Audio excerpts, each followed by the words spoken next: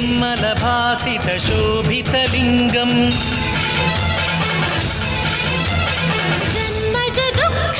जन्मजदुःखविनाशकलिङ्गं तत्प्रणमामि सदा शिवलिङ्गम्